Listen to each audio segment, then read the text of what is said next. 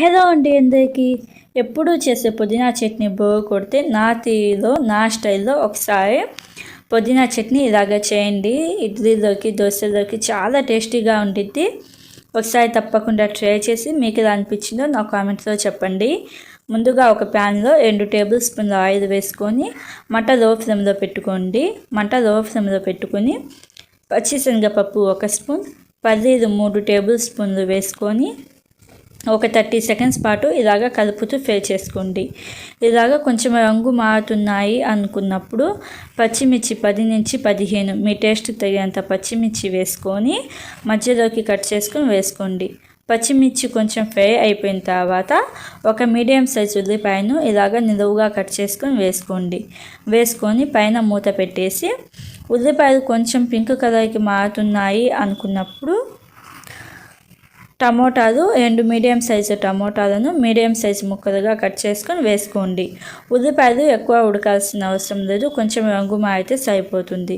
ఇలాగా టమోటాలు వేసిన తర్వాత 3 టేబుల్ స్పూన్ల పచ్చి కొబ్బరి సన్నగా కట్ చేసుకొని వేసుకొని ఒకసారి బాగా కలుపుకొని పైన మూత పెట్టేసి మీడియం ఫ్లేమ్లో ఒక 4-5 నిమిషాల పాటు కుక్ చేసుకోండి. టమోటాలు కొంచెం సాఫ్ట్గా అయిన తర్వాత కొత్తిమీర అలాగే పుదీనా వేసుకొని చిన్న నిమ్మకాయ సైజ్ అంతా చింతపండు వేసుకోవాలి. చింతపండు వేసుకొని జస్ట్ ఒకసారి కలపండి. ఇలాగా జస్ట్ ఒకసారి కలుపుకొని పైన మూత పెట్టేసి 1 నిమిషం పాటు మంట హై ఫ్లేమ్లో పెట్టేసి కుక్ చేసుకోవాలి. 1 నిమిషం తర్వాత పైన మూత తీసేసి 7 లేదా 8 వెల్లుల్లి రెబ్బలు అలాగే 2 స్పూన్ల అల్లం పైన పొట్టు తీసి సన్నగా కట్ చేసుకొని వేసుకోవాలి. ఇలాగా అల్లం వెల్లుల్లి వేసిన తర్వాత ఒకసారి బాగా కలపండి. ఇలాగా ఒకసారి బాగా కలిపిన తర్వాత పైన మూత పెట్టేసి మీడియం టు లో ఫ్లేమ్లో టమోటాలు అలాగే ఉల్లిపాయలు సాఫ్ట్గా అయ్యేదాకా కుక్ చేసుకోవాలి. మధ్యలో కలుపుకుంటూ కుక్ చేసుకోండి.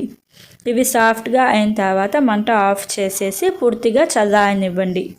ఇవి చల్లారుతూ ఉంటాయి. తాలింపు అనేది రెడీ చేసుకుందాం.